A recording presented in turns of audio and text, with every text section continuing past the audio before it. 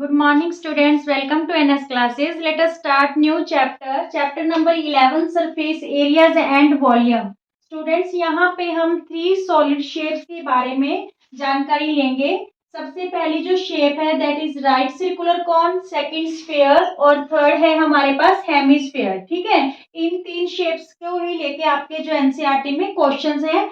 सबसे पहले हम कौन शेप की बात करते हैं. इसके 2 फेसेस होते हैं, तो ये कवर्ड और ये एक राउंड जो होता है. जैसे कि बर्थडे जो कैप होती है वो किस शेप में होती है, कौन शेप में होती है. ठीक है, तो यहाँ पे देखिए ये जो राउंड शेप है, सर्कुलर जो पार्ट है इसका, तो यहाँ पे ये हो गया हमारे पास रेडियस. और ये बिल्कुल जो स्ट्रेट हाइट है, this one is called height. ठीक है, और जो ये स्लैंट लाइन है कॉन में, इसको क्या बोलते हैं, slant height, which is denoted by L. ठीक है, ये क्या है, स्लैंट हाइट. ठीक है, अब देखिए हमारे पास इसमें हमने क्या क्या फाइंड आउट करना होता है, या तो curve surface area, total surface area और वॉल्यूम. ठीक है, तो यहाँ पे इनके क्या फॉर्मूलाज रहेंगे नहीं फाइंड आउट करने के. सबसे पहले कर्व सरफेस एरिया.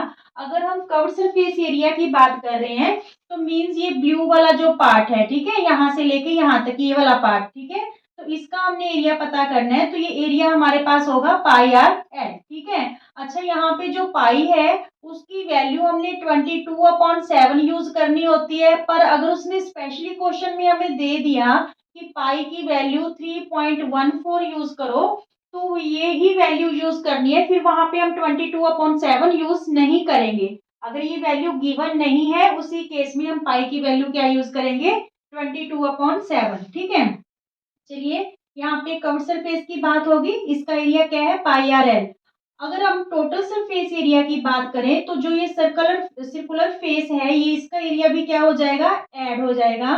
तो सर्कल का जो एरिया होता है वो क्या होता है, पाई आर स्क्वायर. ठीक है, इस पार्ट का एरिया पाई आर स्क्वायर हो गया, और ये क्या हो गया, इसका एरिया क्या था, पाई आर एल. अगर इन दोनों को ऐड कर दें, पाई आर स्क्वायर और पाई आर एल को, तो हमारे पास total surface area pi r r plus L आ जाएगा. कैसे आया देखिए, pi are square plus pi r L करेंगे तो दोनों के पास पाई आर कॉमन है. ठीक है, तो यहाँ पे पाई तो आ गया बाहर, और आर स्क्वायर में से एक आर ले लिया तो यहाँ पे आर रह गया, और यहाँ पे पाई आर तो कॉमन है और यहाँ पे क्या रह गया, एल. ठीक है, तो टोटल सरफेस एरिया क्या बन जाएगा, पाई r r plus L.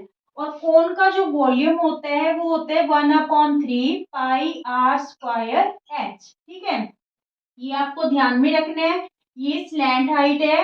Area find out करने के लिए तो फॉर्मूलाज में स्लैंट हाइट यूज हो रही है, बट जब हमने वॉल्यूम फाइंड आउट करना है तब क्या यूज होगा, एच यूज होगा. Is it clear.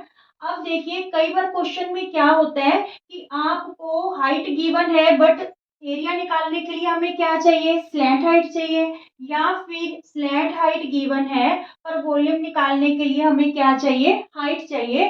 तो वो हम कैसे फाइंड आउट करेंगे स्टूडेंट्स. देखिए यहाँ पे हमने क्या कहा कि ये राइट सर्कुलर कॉन है. ठीक है, यहाँ पे 90 डिग्री का एंगल बन रहा है. ठीक है, तो इट्स मींस इसकी जो अपोजिट साइड होगी वो क्या होगी, हाइपोटेन्यूज. ये बेस हो गया, ये हाइट होगी, तो ये क्या हो गया, हाइपोटेन्यूज. तो हम फिर यहाँ पे पाइथागोरस थ्योरम यूज कर सकते हैं. एल का स्क्वायर, ठीक है, एल का square equal to R square plus H square. तो यहाँ पे अगर आपको रेडियस और हाइट गिवन है तो आप इसकी हेल्प से स्लैंट हाइट निकाल सकते हो. ये जो स्क्वायर है इधर जाके क्या हो जाएगा, रूट बन जाएगा. क्लियर. अगर आपको स्लैंट हाइट और रेडियस गिवन है क्वेश्चन में और आपको जरूरत पड़ रही है हाइट की वॉल्यूम निकालने के लिए, तो फिर ये आर स्क्वायर इधर आके क्या हो जाएगा, माइनस, और ये स्क्वायर इधर आके क्या बन जाएगा, रूट बन जाएगा. ठीक है, ये तो बात होगी हमारे पास राइट सर्कुलर कोन की. ठीक है, राइट सर्कुलर कोन का कर्व सरफेस एरिया यानी इतने पार्ट का एरिया, ठीक है, पाई आर एल होगा. अगर टोटल की बात करें तो पाई आर आर प्लस एल, क्योंकि उसमें ये इस फेस का एरिया जो कि राउंड है शेप में, या कह सकते हैं सर्कुलर है शेप में, ठीक है, वो भी क्या हो जाएगा, ऐड हो जाएगा. Clear. Volume 1/3 pi are square H. अब बात करते हैं स्फीयर की, जो सेकंड शेप है. ठीक है, जैसे कि ball is in a sphere shape. ठीक है, तो यहाँ पे जो इसका टोटल सरफेस एरिया होगा वो होगा 4 पाई आर स्क्वायर. ठीक है, ये सेंटर है इसका, तो ये क्या हो गया, आर, और ये भी क्या होगी आर, ठीक है। और यहाँ पे भी ये वाली चीज भी क्या होगी आर होगी, ठीक है। थ्री डायमेंशनल फिगर्स हैं तीनों ही। तो यहाँ पे टोटल सरफेस एरिया क्या हो गया 4πr²। अगर हम इसकी वॉल्यूम की बात करें तो वॉल्यूम का फॉर्मूला रहेगा 4/3πr³ क्योंकि जो इसकी हाइट होती है, ठीक है, वो 2r के इक्वल होगी। पूरे इसकी स्फीयर की हाइट r+r क्या होगी 2r होगी, ठीक है। तो यहाँ पे इसका जो वॉल्यूम रहेगा 4/3πr³। अब अगर हम हेमिस्फीयर की बात करें तो हेमिस्फीयर, जब हम स्फीयर को टू इक्वल पार्ट्स में डिवाइड कर देंगे तो वो क्या शेप बन जाएगी हेमिस्फीयर लाइक अ बाउल, ठीक है। तो यहाँ पे अगर इसका हम कर्व सरफेस एरिया निकालें, देखिए यहाँ सेंटर से लेके यहाँ तक ये क्या है रेडियस, और ये जो हाइट होती है ये भी किसकी इक्वल होती है रेडियस के इक्वल ही होती है, ठीक है।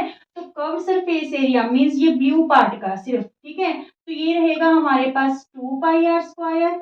अगर हम टोटल सरफेस एरिया निकालें तो ये जो ऊपर राउंड शेप है इसका πr², ठीक है, और इस कर्व सरफेस का 2πr², इन दोनों को ऐड कर देंगे तो टोटल सरफेस एरिया क्या हो जाएगा 3πr², ठीक है। और इसका वॉल्यूम क्या होगा, देखिए अगर स्फीयर का वॉल्यूम 4/3πr³ है तो हमने हेमिस्फीयर को स्फीयर को ही कट करके हेमिस्फीयर बनाया है, तो इट्स मीन्स इसका हाफ कर दें, ये 4/3 है। तो जो हेमिस्फीयर है इसका वॉल्यूम क्या रह गया 2/3πr³, ठीक है। 4/3 की जगह क्या रह गया 2/3πr³। ये क्लियर। ये फॉर्मूलाज आपको टिप्स पे लर्न होने चाहिए। इन फॉर्मूलाज को ही ध्यान में रख के आपकी 11.1 और 2 है जो भी 3 4 जितनी एक्सरसाइज है वो सॉल्व होंगी। Is it clear? ओके।